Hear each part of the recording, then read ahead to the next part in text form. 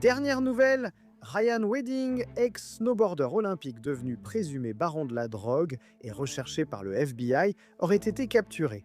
Bienvenue dans Sidebar, présenté par Law and Crime. Je suis Jesse Weber. Point sur une affaire suivie dans Sidebar. Ryan Wedding, ex-snowboarder olympique canadien de 40 ans devenu présumé baron de la drogue, a été arrêté. Et cela après avoir été ajouté à la liste des 10 fugitifs les plus recherchés du FBI. En mars 2025, une récompense d'1 million de dollars était offerte pour toute information permettant sa capture ou sa poursuite. Aujourd'hui, il a été accusé de diriger une opération de trafic de drogue vicieuse, violente et complexe. Cela aurait entraîné l'importation de 60 tonnes de cocaïne aux États-Unis chaque année, tu vois. Selon le FBI, il expédiait régulièrement des centaines de kilos de cocaïne de Colombie via le Mexique et le sud de la Californie vers le Canada et d'autres lieux aux États-Unis. Je dois préciser un point. Au moment de cet enregistrement, les détails sont un peu rares concernant les circonstances ayant mené à son arrestation, à sa capture, mais cependant, nous savons qu'il faisait déjà face à des accusations. Il a été inculpé pour meurtre fédéral, subornation de témoins, intimidation, blanchiment d'argent et trafic de drogue. Il est accusé d'avoir orchestré la fusillade d'un témoin dans un restaurant, à savoir qu'il aurait mis une prime sur la tête du témoin. Citation. Croyant à tort que la mort de la victime ferait abandonner les charges criminelles contre lui et son réseau de trafic de drogue. L'homme connu sous les pseudonymes rapportés de LFA, ennemi public géant, James Conrad King, Jesse King. Cet homme a suscité l'intérêt des autorités fédérales depuis un moment. Le directeur du FBI, Kash Patel, a dit de Wedding: on ne devient pas baron de la drogue sans échapper à la loi. Ryan Wedding est une version moderne de Pablo Escobar, c'est une version moderne de El Chapo Guzman. Il n'échappera pas à la justice, a affirmé la procureure générale Pam Bondi, précisant qu'il dirige l'une des organisations de trafic de drogue les plus violentes au monde. Il est actuellement le plus grand distributeur de cocaïne au Canada. Et il convient également de noter que plusieurs personnes ont également été inculpées en lien avec l'opération présumée de Wedding ici. La procureure générale Yvonne De affirme que plus de 35 personnes ont été inculpées, que des armes, plus de 3 millions de dollars en crypto-monnaie et plus de 13 millions de dollars en actifs ont tous été saisis. Le mois dernier, le FBI a confirmé que les autorités mexicaines avaient saisi 40 millions de dollars en moto, censés appartenir à l'ancien Olympien. Et d'ailleurs, en parlant de l'ancien Olympien, je veux dire, c'est assez remarquable si toutes les allégations sont vraies. C'est un exploit pour l'homme qui a participé aux Jeux olympiques d'hiver de 2002 dans l'Utah. Comme l'a déjà dit Akil Davis, directeur adjoint du bureau du FBI à Los Angeles. Wedding est passé des pistes olympiques à distribuer de la cocaïne dans les rues américaines et au Canada. Aujourd'hui, une conférence de presse a donné plus de détails sur la capture de Ryan Wedding. Je suis Kash Patel, directeur du FBI. Nous sommes ici grâce au leadership du président Trump et à son soutien aux forces de l'ordre dans le pays et le monde. Nous annonçons aujourd'hui un accomplissement historique rendu possible par la collaboration des forces de l'ordre en Amérique et dans le monde. Rassemblons-nous, unissons-nous pour lutter contre la criminalité dans tous les coins de la planète. Aujourd'hui, nous annonçons la capture de Ryan Wedding, un des 10 fugitifs les plus recherchés du FBI, portant à 6 les arrestations du top 10 cette année. Pour comparer, c'est 2 de plus que toute l'administration précédente. Rien de tout cela n'aurait été possible sans le leadership de la procureure générale Pam Bondi, du ministère de la Justice et de nos partenaires du bureau du procureur des États-Unis. Ici à Los Angeles et dans notre bureau local de Los Angeles, vous verrez ici de nombreux partenaires courageux. La commissaire de la Gendarmerie royale du Canada, le chef de police, le Los Angeles Police Department, notre bureau de Los Angeles, l'Agence des douanes et de l'immigration du Canada, la Drug Enforcement Administration, la Customs and Border Protection et d'autres. Voici un vrai front uni. Pour montrer à quel point Ryan Wedding est mauvais, il est passé de snowboarder olympique à plus grand narcotrafiquant moderne. C'est un El Chapa moderne, un Pablo Escobar actuel qui pensait échapper à la justice. Mais ces hommes et ces femmes courageux ont monté un dossier d'accusation, un dossier d'enquête, une stratégie opérationnelle. Et nous en sommes là aujourd'hui. Le traduire en justice pour trafic de centaines de kilos de cocaïne et meurtre de civils innocents. Cet individu, son organisation et le cartel de Sinaloa ont inondé les rues d'Amérique du Nord de stupéfiants, tué trop de nos jeunes et corrompu trop de nos citoyens. Et cela s'arrête aujourd'hui. Je tiens à remercier le gouvernement du Mexique, la présidente Sheinbaum, le secrétaire Harfuch, ainsi que les militaires et forces de l'ordre. Ils ont collaboré avec nos équipes sur place pour arrêter le suspect la nuit dernière à Mexico. Ryan Wedding. J'ai eu la chance d'assister à un voyage planifié de longue date, rendu possible par la coopération des agences.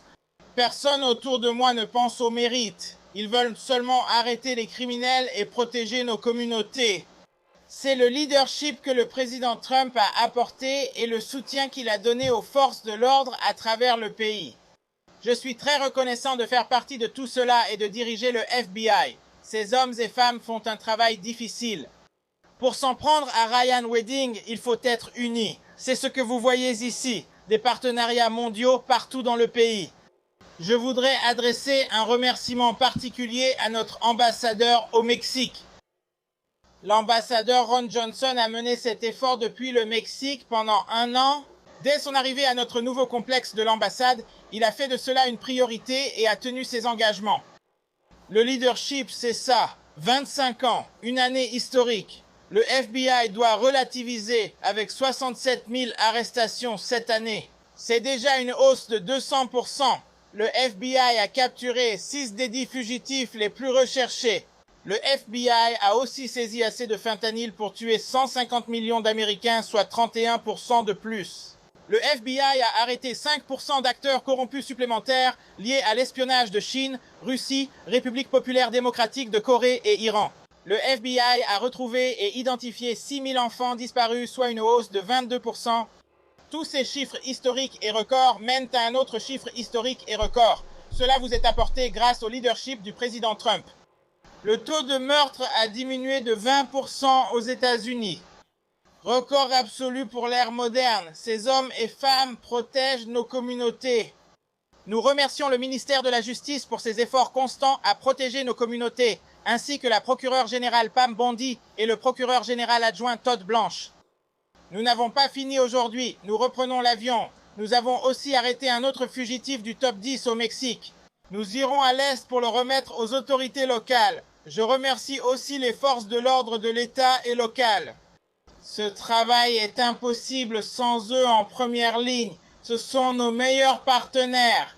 Heureusement, notre président soutient les forces de l'ordre et voici les résultats. Personnellement, pour moi, au FBI, je tiens à remercier notre équipe de sauvetage des otages. Je tiens à remercier nos forces spéciales, notre unité des opérations spéciales de vol. Je remercie notre siège et le bureau de Los Angeles pour ce succès organisationnel. Les éléments en mouvement pour réussir cela, arrêter l'un des criminels les plus recherchés au monde et le traduire en justice aux États-Unis d'Amérique. C'est possible seulement avec un leadership fort, comme celui du président Trump, du procureur général et des dirigeants ici présents. Je cède la parole à Akil Davis, directeur adjoint du bureau de Los Angeles, pour des commentaires sur l'affaire et l'enquête.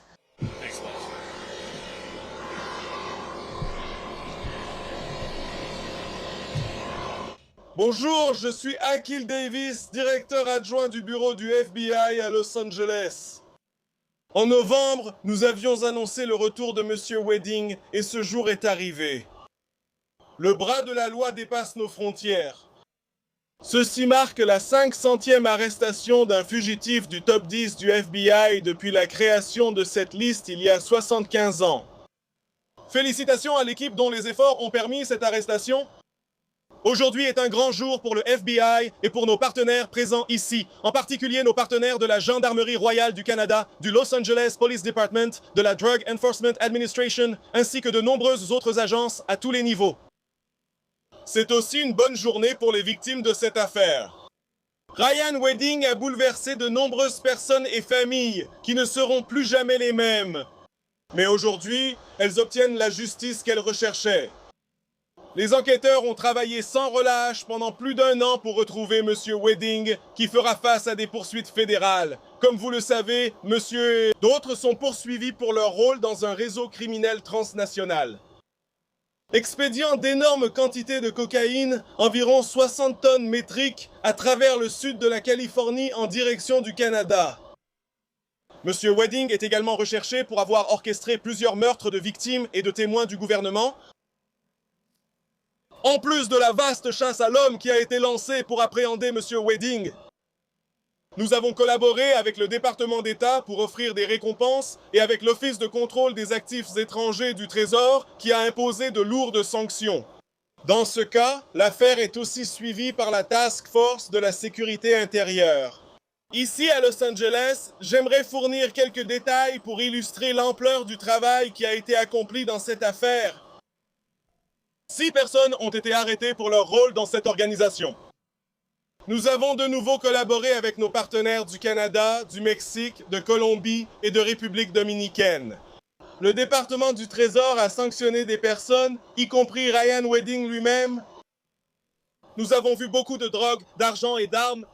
Nous avons saisi une Mercedes-Benz estimée à plus d'1 million de dollars. Nous avons saisi des dizaines de motos d'une valeur d'environ 1 million de dollars, ainsi que d'autres œuvres d'art et bijoux de valeur.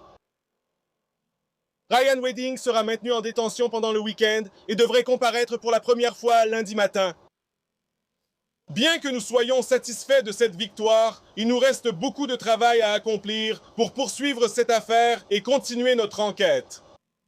Nous cherchons encore plusieurs personnes impliquées dans cette organisation. Le département d'État propose encore 2 millions de dollars pour toute information menant à d'autres arrestations. Je demande à toute personne ayant des infos de nous contacter au 42449406114. Ce numéro peut être appelé à l'international, au niveau national, via WhatsApp, Signal ou Telegram. Je remercie aussi l'aéroport international d'Ontario d'avoir rendu cela possible, sécurisé la scène et permis cette organisation. Merci. Je cède maintenant la parole au chef McDonald du département de police de Los Angeles. Merci Akil et merci à vous tous d'être ici aujourd'hui. Le département de police de Los Angeles est fier d'annoncer l'arrestation de Ryan Wedding avec nos partenaires fédéraux, internationaux et locaux. Enquête coordonnée basée sur le renseignement sur l'Organisation mondiale de trafic de drogue de Wedding qui utilisait Los Angeles comme principal point de distribution. Nos efforts collectifs ont permis la saisie de plus de 300 kg de cocaïne, 44 kg de méthamphétamine, 44 kg de fentanyl, 8 armes à feu et plus de 55 millions de dollars d'actifs illicites. Ce résultat reflète la collaboration constante et exemplaire du FBI, du Los Angeles Police Department, de la Drug Enforcement Administration, avec la présence de Brian Clark. Ici, la Gendarmerie royale du Canada et les États-Unis, les douanes et la protection des frontières. Ensemble, nous avons démantelé un vaste réseau de trafic de stupéfiants touchant Los Angeles, les États-Unis et le Canada. C'est un coup dur pour un réseau criminel ayant mis en danger des communautés au-delà des frontières. Je remercie personnellement les hommes et femmes dévoués de chaque agence ici présente et de la mienne. L'engagement continu de la division des gangs et des stupéfiants ces 2 dernières années a permis cette opération. Grâce à leur travail, Los Angeles est plus sûr et les responsables sont tenus pour responsables. Merci à nos partenaires médias d'être venus aujourd'hui malgré le court préavis. C'est maintenant un plaisir pour moi de vous présenter le commissaire de la Gendarmerie royale du Canada, Mike Duhem. Merci. Merci, Mike. Bonjour à tous. Merci au directeur Patel pour son invitation à cette occasion spéciale. Aucune agence ni nation ne peut lutter seule contre la criminalité organisée transnationale. L'arrestation de Ryan Wedding est le résultat d'un partenariat solide et fondé sur la confiance. Je remercie les membres du FBI, de la Gendarmerie royale du Canada, du département de la justice des États-Unis, de la police de Los Angeles et tous les services de police ayant participé à cette opération. Cela a exigé beaucoup de temps et de sacrifices pour arriver ici. Grâce à ces résultats, nos communautés et pays sont enfin plus sûrs. Merci pour l'arrestation de Ryan Wedding. Merci les gars, merci. Nous allons prendre quelques questions. Sans entrer dans les détails sensibles, Ryan Wedding a été arrêté hier soir à Mexico. Pour protéger l'enquête, nous n'en dirons pas plus. Mais je pense que cela va sans dire. Retrouver un homme en cavale depuis des années pour de graves crimes au Mexique a nécessité un effort interagence mené par le président Trump, notre ministère de la Justice et nos partenaires mexicains. Nous leur sommes très reconnaissants.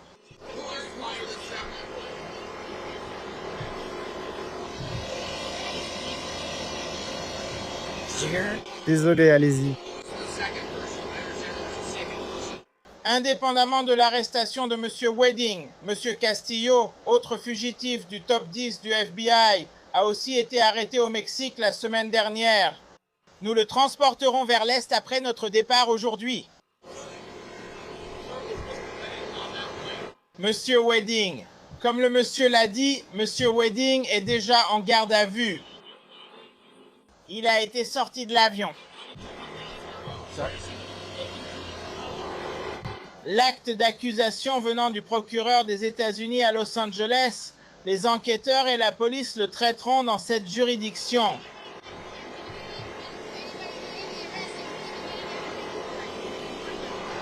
Cette arrestation résulte d'une collaboration efficace entre diverses agences de maintien de l'ordre qui s'investissent chaque jour sans relâche. Nous ne ferons aucun commentaire concernant les récompenses pour qui que ce soit. Nous allons prendre une dernière question. Vous êtes venu en Ontario, monsieur? Désolé, je ne vous entends pas.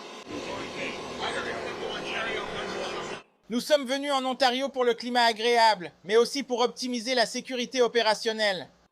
Nous décidons ensemble avec nos partenaires aéroportuaires, la police locale et nos agents interagences. Nous devons respecter certains déclencheurs et critères pour transporter en toute sécurité une personne du niveau de Ryan Wedding. Cette décision collective vise à garantir la sécurité du transport, du transfert fédéral de la garde par le Federal Bureau of Investigation, ainsi que la détention et la poursuite future. Merci à tous. Passez une excellente journée. Pour situer la personne dont on parle, c'est monumental, non? Notre précédente couverture sur Ryan Wedding, célèbre pour la gloire olympique, voici Ryan Wedding. C'est l'homme que le FBI qualifie de Pablo Escobar des temps modernes, selon un acte d'accusation supplémentaire qui a été dévoilé dans le district central de Californie. L'ancien snowboarder canadien, ex-représentant de son pays, est aujourd'hui accusé de diriger un empire international de la drogue valant des milliards. Les autorités américaines affirment qu'il est le plus grand distributeur de cocaïne au Canada. Chaque année, il envoie aux États-Unis assez de stupéfiants pour peser autant que 40 voitures. Désormais, selon le département de la justice, cette histoire paraît encore plus sinistre. Après son inculpation, Wedding est accusé d'avoir organisé le meurtre d'un témoin fédéral devant témoigner contre lui. Le Federal Bureau of Investigation indique que ce témoin a été tué dans un restaurant à Columbia. Le département d'État a fixé sa récompense à 15 millions de dollars, le qualifiant parmi les fugitifs les plus dangereux au monde. Reste donc à savoir, si ces accusations sont fondées, comment un Olympien serait-il devenu baron de la drogue? Que révèle son inculpation sur la brutalité et l'étendue de cette organisation criminelle présumée? Je veux relier les points ici. Comprenez à quel point il est choquant qu'un athlète prometteur soit devenu l'un des hommes les plus recherchés au monde. Tout commence en 2002 à Salt Lake City. D'accord, tu as un jeune snowboarder canadien nommé Ryan Wedding, n'avait que quelques années et il a représenté son pays dans le slalom géant parallèle. Il n'a pas gagné de médaille, finissant 24e, mais il était olympien. Et après la fin de sa carrière sportive, c'est là que les choses auraient pris une tournure sombre, parce qu'en 2008, les dossiers du tribunal révèlent son arrestation en Californie pour tentative d'achat de cocaïne à un agent infiltré. Condamné en 2010, il purge environ 3 ans de prison aux États-Unis. Une fois libéré et revenu au Canada, les autorités déclarent que ses opérations explosent. Selon Canadian Broadcasting Corporation, en 2015, la Gendarmerie royale du Canada, l'inculpe à Montréal dans le cadre d'un vaste réseau de trafic de cocaïne. Mais c'est le moment crucial. D'accord, apparemment, il ne reste pas pour affronter les conséquences. Non. Les procureurs pensent qu'il s'enfuit au Mexique et depuis une décennie, il est en cavale. Selon eux, il est accusé d'avoir construit son empire à distance. Et je dois vous dire quel empire cela serait devenu, selon les rapports, depuis sa base au Mexique. Les autorités affirment que Wedding a commencé à diriger une machine transnationale avec un second nommé André Clark. Il est accusé de collaborer avec le cartel de Sinaloa, l'une des organisations criminelles les plus puissantes du monde. Le produit était de la cocaïne provenant de laboratoires en Colombie. L'itinéraire passait par le Mexique, traversait la frontière américaine et arrivait dans le sud de la Californie, à Los Angeles et dans les comtés environnants. Il serait devenu son centre logistique où la drogue était stockée avant d'être expédiée vers le nord par un réseau de transport basé au Canada, utilisant des semi-remorques longue distance. Il s'agirait d'une véritable organisation, une organisation complexe, et les chiffres, je dois le dire, sont presque incompréhensibles. Les procureurs fédéraux affirment que son organisation était responsable de l'importation de 60 tonnes de cocaïne aux États-Unis chaque année. Pour mettre en perspective, cela équivaut au poids de 40 voitures standards. Mais selon les autorités, déplacer autant de marchandises exige un contrôle total, d'où la violence présumée. L'acte d'accusation décrit des meurtres brutaux servant à régler des comptes et imposer la discipline. C'est leur version des faits. C'est ce que l'accusation soutiendra si l'affaire va au procès. Et dans un cas, il est accusé d'avoir commandité l'assassinat d'un répartiteur de camions canadien qu'il pensait lui avoir volé une cargaison de 100 kilos.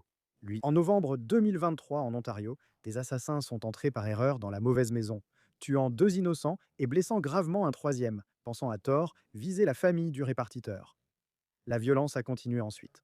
Il est aussi accusé d'avoir ordonné un meurtre en mai 2024 pour une dette de drogue et un autre le 1er avril 2024 en Ontario. Commis par Clark et un complice nommé Malik Cunningham, il s'agit d'une autre allégation. L'affaire qui a mis Wedding sur la liste des 10 personnes les plus recherchées du FBI en mars 2025 était déjà majeure. Mais ce qui s'est passé après a transformé cette affaire de drogue en un vrai thriller. D'accord, parce qu'après que son acte d'accusation a été rendu public, un témoin fédéral devait témoigner contre lui. Et en janvier 2025, ce témoin a été retrouvé dans un restaurant. À Manille, en Colombie, un homme armé serait apparemment entré et lui aurait tiré 5 balles dans la tête, selon les autorités policières américaines. Ryan Wedding a commandité ce meurtre, offrant 5 millions de dollars pour la tête du témoin. Chapman a payé pour publier la photo de l'homme en ligne afin de le retrouver. L'opération était sophistiquée. Ils auraient utilisé un outil d'interception à 1500 dollars pour localiser le témoin et engagé un photographe pour documenter le cadavre comme preuve. Donc, cet acte a conduit à l'escalade dramatique de cette semaine. La récompense pour les mariages et la capture atteint 15 millions de dollars. Lors de l'opération Slalom géant, 10 de ses associés présumés ont été arrêtés lors d'une opération internationale et d'autres accusés identifiés. Ce groupe réunissait un avocat canadien, un musicien de reggaeton et l'opérateur du site mentionné plus tôt. Certains blanchisseurs d'argent présumés clés incluaient le joueur de poker Roland Sokolovski et Bianca Conastillo Madrid. Et un nouvel acte d'accusation tentaculaire a été révélé, accusant directement Wedding du meurtre de ce témoin. Maintenant, l'ampleur financière est stupéfiante parce que l'acte d'accusation allègue que Wedding a déplacé plus de 207 millions de dollars via un portefeuille de crypto-monnaies liées. Grâce à un blanchiment sophistiqué pour cacher ce qui serait des milliards de profits, la traque est désormais plus intense que jamais. L'ancien Olympien, surnommé Géant et El Jefe, se cacherait au Mexique, protégé par le cartel pour lequel il travaille, selon les allégations. Il mesure 1,90 m. Géant, en effet, et le FBI pense que sa taille et sa notoriété le rendent difficile à cacher. Mais jusqu'à présent, c'est un homme qui a réussi à échapper à la capture pendant 10 ans. Ce qui prouve à quel point cet homme, si ses allégations sont vraies, est devenu puissant et insaisissable, ce prétendu baron de la drogue. Alors, comment fonctionne réellement une opération d'une telle ampleur et brutalité? Quels sont les défis juridiques pour juger un fugitif de cette importance? S'ils disent vrai, comment gèrent-ils ce type d'affaires? Arrêteront-ils Wedding? C'est une vraie question. J'invite Éric Fadis, avocat de la défense et ex-procureur pour crimes graves. Merci d'être avec nous, Éric. Je dois dire qu'après avoir exposé tout cela, je suis encore sous le choc de ces allégations. J'ai déjà entendu parler de trafic de drogue, de cartel, mais je n'ai jamais entendu parler d'un civil, n'est-ce pas? Quelqu'un qui était un ancien Olympien accusé de faire quelque chose comme ça. Quand on observe cette progression présumée, cette chronologie, quelle est votre réaction face à cela? Oh là là, je veux dire, vous savez, c'est très inattendu. Beaucoup de gens, c'est la dernière personne à laquelle ils auraient pensé pour être impliqués dans des accusations aussi graves. Vous voyez, selon les rapports, Kash Patel, directeur du FBI, qualifie Ryan Wedding de Chapo Guzman ou Pablo Escobar moderne. C'est très loin de l'image que le public avait de lui, celle d'un ex-snowboarder olympique. Et si j'ai bien compris, vous avez déjà poursuivi des trafiquants de drogue de haut niveau par le passé. Quand on entend parler de l'opération, il y a un élément de complexité. Il y a toutes ces pièces mobiles. C'était une véritable organisation. Étiez-vous surpris que, si les allégations sont vraies, il ait pu opérer dans ce domaine pendant si longtemps et il n'a toujours pas été capturé? Eh bien, Jesse, sans aucun doute, si les allégations sont vraies, il s'agit d'un réseau de trafic de drogue complexe, sophistiqué et multinational, dont Ryan Wedding était à la tête. Et tu as raison, tu sais, il y a tellement de témoins. Si tu regardes l'acte d'accusation lui-même, il y a tellement de personnes qui y sont mentionnées. Tous ces témoins fournissent différents incidents présumés qui couvrent plusieurs pays ici. Ce sera donc une tâche immense pour le gouvernement fédéral de traduire ces personnes en justice si ces allégations sont vraies. Comment mène-t-il une telle affaire lorsqu'on parle de plusieurs personnes inculpées, toutes impliquées dans différentes parties de cette opération présumée? Cela semble, encore une fois, être une tâche énorme. Quel est le but d'une telle inculpation? Comment les procureurs la structurent-ils? Vont-ils négocier avec Ryan Wedding pour obtenir sa localisation? Comment cela fonctionne-t-il? N'est-ce pas, Jesse? Je suis donc certain que pendant la phase d'enquête, il y a eu des choses comme des écoutes téléphoniques, des informateurs confidentiels et ce genre de choses. La poursuite est très complexe, avec de nombreux éléments. Il ne s'agit pas seulement d'arrêter ces personnes et il sera difficile de les retrouver. Ils se cachent, utilisant sûrement des pseudonymes ou de fausses identités. Tout doit être prêt. Alignez vos témoins et faites-les assigner à comparaître. Je suis sûr qu'ils vont arrêter certains des petits poissons, essayer de les transformer en témoins coopérants pour le gouvernement contre Ryan Wedding. Mais rassembler tout cela et faire en sorte que ça se passe en Amérique va être difficile, en considérant que toutes ces personnes sont réparties dans plusieurs pays, le Canada, l'Amérique, le Mexique et d'autres. Que penses-tu de l'accusation fédérale de meurtre, pas seulement de trafic de drogue, mais aussi de la violence présumée et des assassinats qu'il aurait ordonnés? C'est l'assassinat de ce témoin fédéral.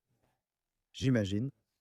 Ce niveau de violence est fréquent lorsqu'on évoque une opération de trafic de drogue. C'est quand même choquant de prendre pour vrai les allégations selon lesquelles un ancien Olympien serait à la tête de tout ça. Mais quand on parle de la structure de paiement, de la reconnaissance des lieux, des photographies, je veux dire, l'idée de publier sur ce site canadien, tu sais, les sales nouvelles, publier, traquer et utiliser la technologie pour retrouver le témoin. C'est audacieux et sophistiqué, mais cela conduit bien à cette accusation fédérale de meurtre, non? Oh, exactement. Et vous savez, il est courant que les organisations criminelles veuillent éviter les poursuites et les condamnations en éliminant les témoins qui pourraient apporter des preuves contre elles dans ces affaires. C'est l'une des accusations ici. Et vous savez, de façon inquiétante, ce ne sera peut-être pas le dernier cas présumé d'intimidation de témoins ou même de meurtre d'un témoin. À mesure que les acteurs de tout ce système deviennent plus publics et que les cartels apprennent qui les dénonce, on pourrait assister à encore plus de violence. De plus, comme mentionné, des crimes financiers allégués impliquent aussi des crypto-monnaies. Une trace documentaire existera, avec de nombreux types de crimes présumés liés à cette vaste affaire de conspiration. Il est en fuite depuis l'âge de 15 ans et pendant près d'une décennie, il a échappé à la capture, apparemment protégé par le cartel de Sinaloa. Qu'est-ce qui rend cela difficile? Qu'est-ce qui fait cela? Pourquoi est-ce difficile? Tenter de l'attraper, même s'il y a... Est-ce un échec de la coopération internationale? Y a-t-il des protections ou des échanges? Vous voyez, des choses précises leur sont demandées. Parce que je pense que ça rend les choses vraiment, vraiment difficiles. Le gouvernement qui doit aller million for information leading to his capture. This is still going to entreprendre, n'est-ce pas? Oui, et je veux dire, pour beaucoup de ces gens qui pourraient avoir des connaissances, vous savez, des milliards, énormément d'argent, mais ce n'est pas forcément plus précieux que leur vie. La vie, vous voyez, je pense qu'ils ont une peur très réelle que si, vous savez, disons qu'ils voient Ryan quelque part au Mexique, Ils iront rarement voir les autorités et encore moins le gouvernement américain pour dire « Oh oui, il est ici ». Parce que vous savez, une semaine après ça, à partir de ce moment-là, il pourrait s'être mis en grave danger. Le localiser sera donc difficile. S'il est à l'étranger, il y a une procédure d'extradition. Au Vietnam, par exemple, ils n'extradent pas vers l'Amérique. Donc, ma crainte est qu'il soit probablement en train de faire des plans de voyage pendant que nous parlons s'il ne les a pas déjà effectués. Je détaillerai l'acte d'accusation pour avoir votre avis sur divers aspects. Mais supposons qu'il soit capturé et supposons qu'il soit jugé pour une multitude de chefs d'accusation ici. Quel résultat juridique réaliste pour lui? Quelle défense possible pourrait-il présenter? Dans d'autres affaires fédérales de trafic de drogue, des barons ou présumés barons ont été traduits en justice. Quelle défense voyez-vous et quel résultat juridique réaliste en découlerait? Si ces allégations sont prouvées au procès, il risque des dizaines d'années de prison, voire la perpétuité. Mais ce ne sera pas aussi simple qu'on pourrait le croire. Vous savez, au sein de ces grandes organisations criminelles, il y a tellement de couches, il y a tellement de niveaux d'autorité. On dit que Ryan Wedding a commandité un meurtre, mais comment le prouver? Avez-vous des messages textes? Il ne l'a probablement pas mis dans un email, donc vous devez le relier à lui. Et cela va être difficile lorsqu'il y a d'autres personnes qui exécutent réellement ces prétendus ordres. Il va donc tenter de se dissocier de l'organisation en affirmant « Ce sont les autres qui faisaient cela. J'ai été pris entre deux feux. » En plus, il pourrait tenter de conclure un accord avec le gouvernement. On ne sait jamais. Et laissez-moi vous demander ceci. Oh, vous voulez dire qu'il pourrait témoigner contre d'autres membres d'un cartel? Oui, bien sûr. Concernant l'affaire Chapo Guzman, il me semble qu'un membre de sa famille, peut-être son fils, a coopéré avec le gouvernement à un moment. Il ne serait donc pas surprenant que même des hauts responsables d'une organisation criminelle sophistiquée envisagent cette option. Si ces allégations sont vraies, c'est l'une des choses qu'il a retenues. Je ne sais pas si cela passe inaperçu ou s'il est capable de recréer une organisation comme celle-ci, si ces allégations sont vraies. Parce que ce n'est pas quelqu'un qui est né, vous savez, dans un pays étranger qui faisait partie d'une famille, d'un cartel, depuis le début, qu'il est un tel. Il était un civil, est-ce que c'est l'une des choses qui l'a peut-être aidé à nouveau, si ces allégations sont vraies, à réussir quelque chose comme ça? Eh bien, mince. Je veux dire, ce n'est pas la personne typique à laquelle on pense immédiatement quand on pense à un soi-disant grand cartel de drogue meurtrier. Vous savez, c'est un ancien Olympien, donc peut-être qu'il y avait moins d'attention sur lui alors que cette prétendue organisation criminelle grandissait et poursuivait ses activités. Il a ainsi pu passer inaperçu et éviter d'être détecté. Vous savez, au moins au début, il ne fréquentait pas des personnes qui sont des criminels de carrière ou ce genre de personnes. Il semble qu'il y ait eu un tournant et que le public s'intéresse à l'évolution jusqu'à la situation actuelle. Oui, l'ampleur même de ces allégations exigeait une réponse du plus haut niveau des forces de l'ordre américaines. Et c'est pourquoi nous avons vu cette réaction. En novembre, lors d'une conférence de presse du département de la justice des États-Unis, la procureure générale Pam Bondi a présenté les charges et décrit l'organisation comme l'une des plus prolifiques et violentes au monde. Regardez. Aujourd'hui, le département de la justice est fier d'annoncer de nouveaux développements dans notre enquête en cours sur Ryan Wedding. Wedding est l'ancien Olympien canadien qui est maintenant le chef d'une organisation criminelle transnationale. Il figure actuellement sur la liste des 10 personnes les plus recherchées du FBI. Il dirige l'une des organisations de trafic de drogue les plus prolifiques et violentes au monde. Il est actuellement le plus grand distributeur de cocaïne au Canada. Wedding collabore étroitement avec le cartel de Sinaloa, une organisation terroriste étrangère, pour inonder non seulement les communautés américaines, mais aussi canadiennes de cocaïne provenant de Colombie. Son organisation est responsable de l'importation d'environ 60 tonnes métriques de cocaïne par an à Los Angeles via des camions semi-remorques venant du Mexique. Pour mettre cela en perspective, 60 tonnes métriques représentent environ 40, soit le poids de 40 voitures standards. Imaginez que c'est la quantité de cocaïne, le poids de voitures qu'il fait entrer dans notre pays chaque année. Au cours de l'enquête, plus de 5 personnes ont été inculpées, plus de 2000 kilos et de nombreuses armes ont été saisies. Environ 3,2 millions de dollars en crypto-monnaies ont été récupérés et plus d'1 million en biens physiques ont été confisqués. Wedding est également accusé d'avoir assassiné un témoin fédéral après avoir été inculpé en 24. Il a utilisé un site web canadien appelé The Dirty News pour publier des photos du témoin et de sa femme afin de le localiser, ce qui a finalement réussi. Le témoin a été abattu dans un restaurant à Medellín avant qu'il ne puisse témoigner contre Wedding. Et puis, vous aviez le directeur du FBI, Kash Patel, qui est monté à la tribune et il a fait une comparaison stupéfiante. D'accord, nous en avons déjà parlé. Mettre Ryan Wedding dans la même catégorie que les barons de la drogue les plus notoires de l'histoire. Ne vous y trompez pas, Ryan Wedding est une version moderne de Pablo Escobar, c'est une version moderne d'El Chapo Guzman. Ce ministère de la Justice et ce FBI travailleront avec nos homologues canadiens et les responsables gouvernementaux du monde entier pour le traduire en justice. Il est responsable de l'organisation d'un programme de narcotrafic et de narcoterrorisme comme nous n'en avons pas vu depuis longtemps. Il fera face à la justice. Nous sommes ici car ce ministère, dirigé par le procureur général et son adjoint, a démontré au peuple américain par les actes d'accusation que les forces de l'ordre et le Federal Bureau of Investigation mèneront l'effort sur le terrain pour traduire ces criminels en justice, et c'est ce que nous ferons. Le représentant du bureau du procureur des États-Unis à Los Angeles, où l'affaire sera jugée, a adressé un message direct à Wedding et son organisation. Vos jours sont comptés.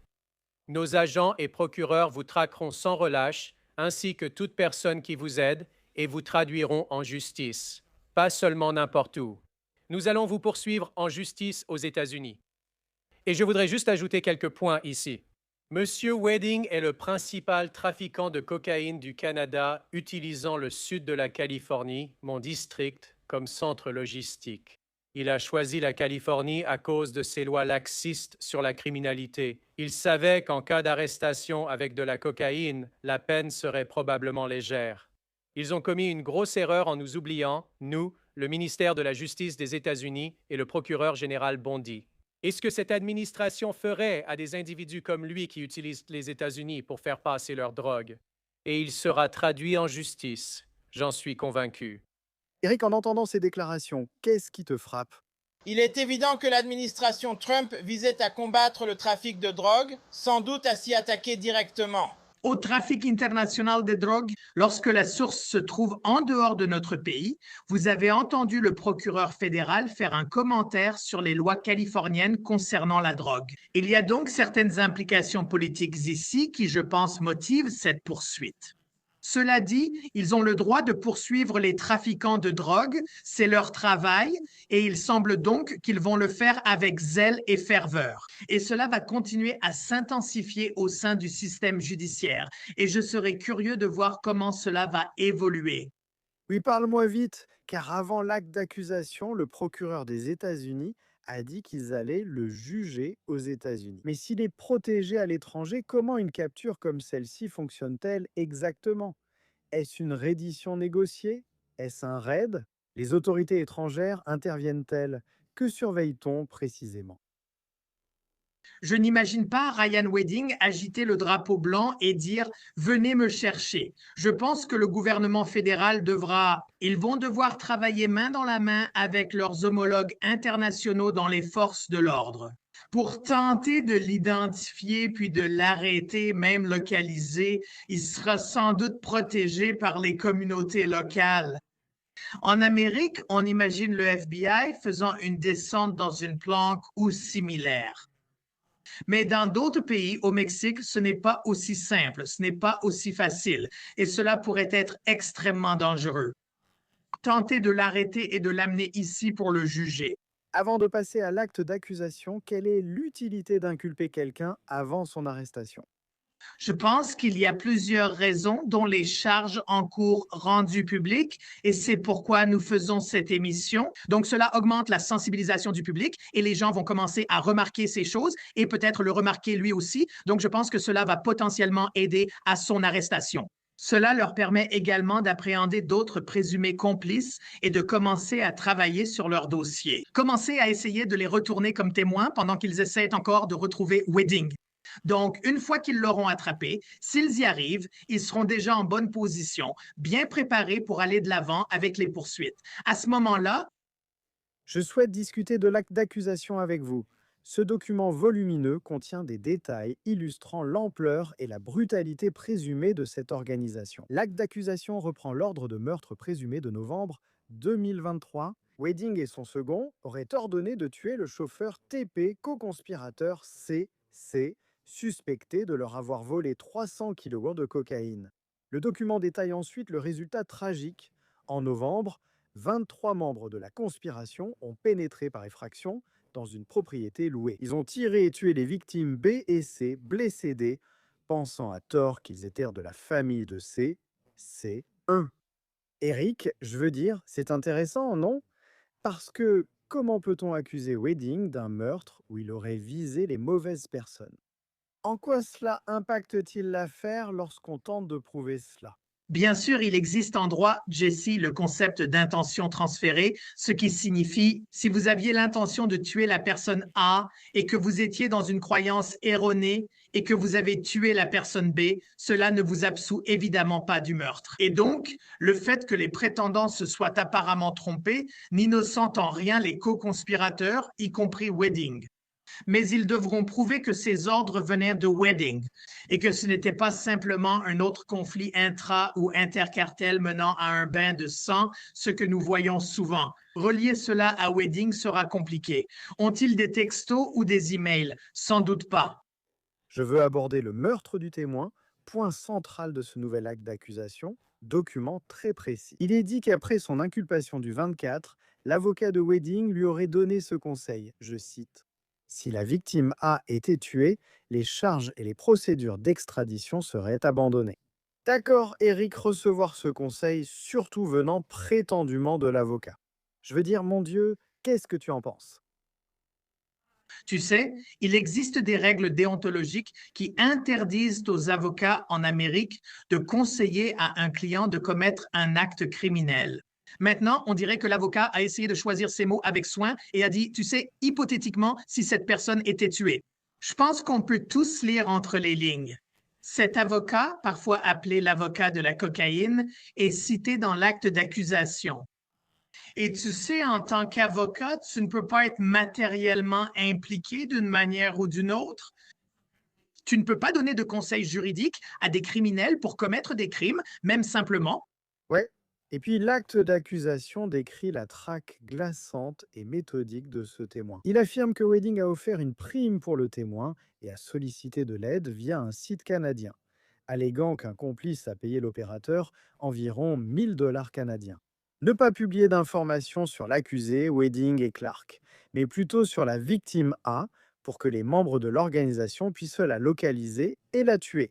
C'est très très précis. Tenez. Quelles sont vos réflexions sur cet élément de cette affaire?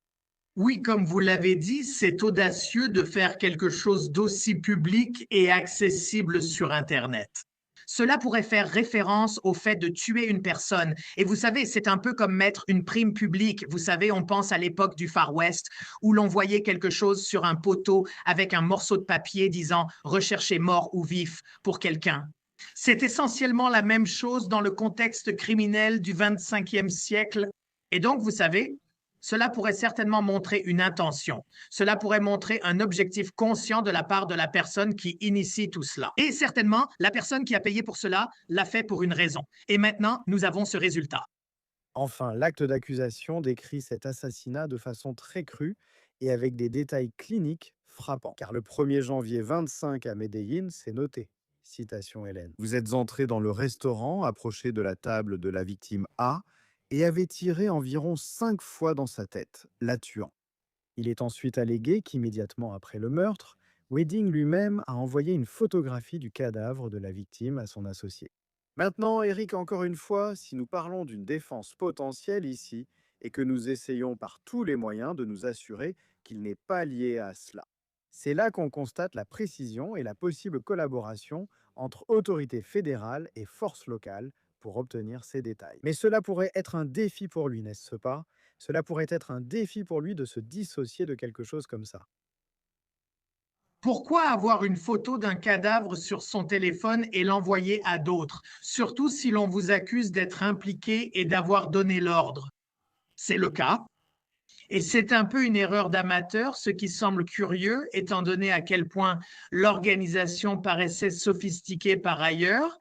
À notre époque, ces appareils numériques représentent une mine de preuves et peuvent être très incriminants. Et si cette allégation est vraie, Parle-moi franchement avant qu'on termine. À quoi ressemblerait un procès? Serions-nous tous jugés ensemble ou y aurait-il plusieurs procès? Que devrions-nous attendre exactement? oui, tu sais, le gouvernement fédéral et les tribunaux ont plusieurs options. Il ne serait pas rare de séparer certaines affaires ou procès. Tu sais, on n'aura pas un procès avec des dizaines d'accusés qui va durer 1 an ou 2 ans. En général, ça ne se passe pas comme ça. Ce qui se passe généralement, c'est que beaucoup de ces accusés vont soit plaider coupable, soit ne pas être retrouvés, ou Dieu nous en préserve, mourir ou quelque chose comme ça. Et donc, les choses vont généralement se réduire en général à la direction de l'organisation. Et c'est à ce moment-là que l'affaire devient centrale et va au procès. Cela peut encore impliquer plusieurs accusés, mais ce ne sera pas tout le monde qui est mentionné dans cet acte d'accusation. Cela va s'intensifier à mesure que ces procédures avancent devant les tribunaux. Eric Fadis. Mon Dieu, merci beaucoup d'être venu. J'apprécie vraiment, vraiment. Quelle affaire. Ravi d'être avec vous. Merci de nous avoir suivis sur Sidebar. Abonnez-vous sur YouTube, Apple Podcast, Spotify ou votre plateforme préférée. Suivez-moi sur X ou Instagram. Je suis J.C. Weber, à la prochaine.